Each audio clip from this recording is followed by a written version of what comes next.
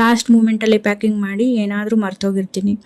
ಆದರೆ ಈ ಸಲ ಹಾಗೆ ಮಾಡ್ಕೋಬಾರ್ದು ಅಂತ 1 ಅವರ್ ಮುಂಚೆ ಪ್ಯಾಕ್ ಮಾಡ್ತಾ ಇದ್ದೀನಿ. ಇವತ್ತು ಸ್ವಲ್ಪ ದೂರನೇ ಹೋಗ್ತಾ ಇದ್ದೀನಿ. ಲಗೇಜ್ ನೋಡಿ ಊರು ಬಿಟ್ಟು ಹೋಗ್ತಾ ಇದ್ದೀನಿ ಅನ್ಕೋಬೇಡಿ ಆಯ್ತಾ. ರಿಟರ್ನ್ ಮತ್ತೆ ಬರ್ತೀನಿ. ಏನು ಅರ್ಥವೇ ಆಗ್ತಿಲ್ವೇ ಈ ಕೇಸು? ಇನ್ಫ್ಯಾಕ್ಟ್ ದೂರ ಅನ್ನೋಕ್ಕಿಂತ ಭೂಲೋಕದ ಸ್ವರ್ಗ ಅಂತಾನೆ ಹೇಳ್ಬೋದು. ಎನಿ ಗೇಸಸ್, ಏನಾದರೂ ಐಡಿಯಾ ಇದ್ರೆ ಕಮೆಂಟ್ ಮಾಡಿ. ಸೊ ಈ ಪ್ಲ್ಯಾನ್ ಆಗಿ 2 ಮಂತ್ಸ್ ಆಗಿತ್ತು. ಆದರೆ ನನ್ನ ಕತೆ ನೋಡಿ ಇವಾಗ 12:30 ಆಗಿದೆ. ರೆಡಿಯಾಗಿ ಇವಾಗ ಪ್ಯಾಕಿಂಗ್ ಮಾಡ್ಕೋತಾ ಇದ್ದೀನಿ. 4:30ಗೆ ಫ್ಲೈಟ್ ಇರೋದು. ಏರ್ಪೋರ್ಟ್ ರೀಚ್ ಆಗೋಕ್ಕೆ ಇಲ್ಲಿಂದ 1 ಅವರ್ ಬೇಕು. ಸೊ ಯಾವಾಗಲೂ ಹೀಗೇನೆ, ನಾನು 1 ಡೇ ಬಿಫೋರ್ ಎಲ್ಲ ರೆಡಿ ಮಾಡ್ಕೋಬೇಕು ಅಂತ ಅನ್ಕೋತೀನಿ ಅಷ್ಟೇನೆ ಮಾಡಲ್ಲ. ಹೊರಡೋಕ್ಕೂ 1/2 ಅವರ್ ಮೊದಲು ಪ್ಯಾಕಿಂಗ್ ಮಾಡ್ಕೊಳ್ಳೋದು.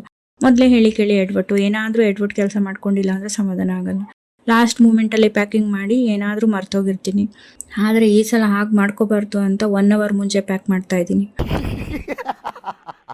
ಈ ಸಲ ಆದರೂ ಯಾವುದೇ ಎಡ್ವರ್ಟ್ ಕೆಲಸ ಮಾಡ್ಕೊಳ್ಳದೆ ಸಕ್ಸಸ್ಫುಲಿ ಟ್ರಿಪ್ ಕಂಪ್ಲೀಟ್ ಮಾಡಬೇಕು ಅಂತ ಅಂದ್ಕೊಂಡಿದ್ದೀನಿ. ನಿಮ್ಮನೆಯಲ್ಲೂ ಯಾರಾದರೂ ನನ್ನ ಥರದವರು ಇದ್ದರೆ ಬೇಗ ಕಮೆಂಟ್ ಬಾಕ್ಸಲ್ಲಿ ಅಟೆಂಡೆನ್ಸ್ ಹಾಕಿ ಆಯಿತಾ.